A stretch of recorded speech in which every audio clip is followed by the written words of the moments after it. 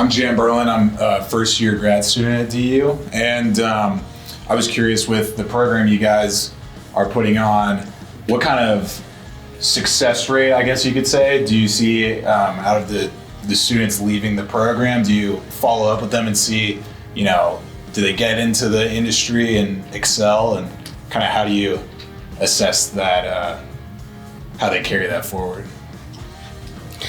Yeah, I definitely let all of our students know that career coaching is available as long as they need it. So there's no statute of limitations on how many times they get to meet with me or how long they have access to my assistance.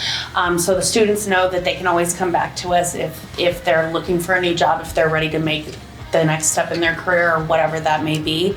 And then, as Damon mentioned, we also follow up with our biannual surveys. So we survey twice a year, in the summer and in the winter. And a lot of times just that survey going out will remind the students, oh, that's right, I forgot, I can go to them for resources. And so they'll schedule a session with me and they'll come back, they'll consider taking another class, they'll be looking for a job, whatever it is. Yeah. So Simple Homes had reached out as interested in participating with our program and hiring our graduates. So I had their representative from Simple Homes send me the job description, send me the ins and outs of the position, and then we're able to really determine if it's a right fit for a student, which is beneficial to a company like Simple Homes because they're able to retain their employees. They're not worried about people leaving the job because of unmet expectations or because the student didn't understand what the day-to-day was going to look like in the position.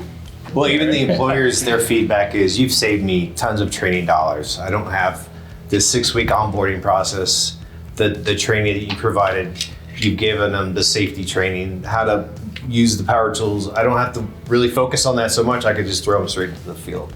My name is Anna Mischel. I'm a first year grad student as well as Jan, and I have a question about how you get the word out about your program.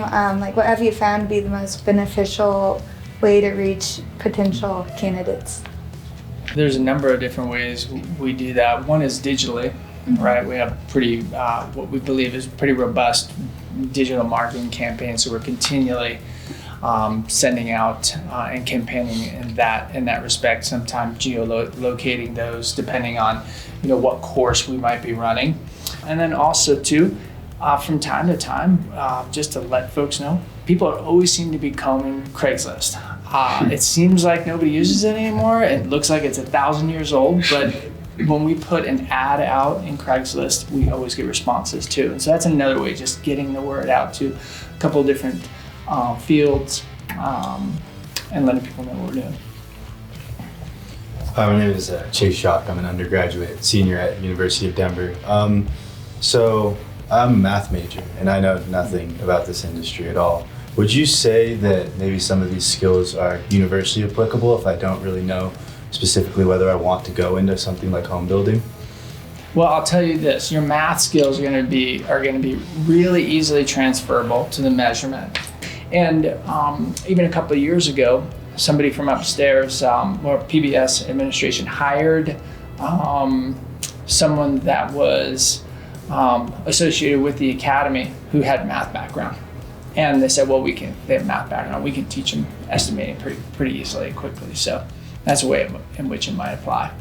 Why do we choose to go into this academy instead of going straight into the workforce? You go straight into the workforce, you might not have some of the background experience or skills that they need right away.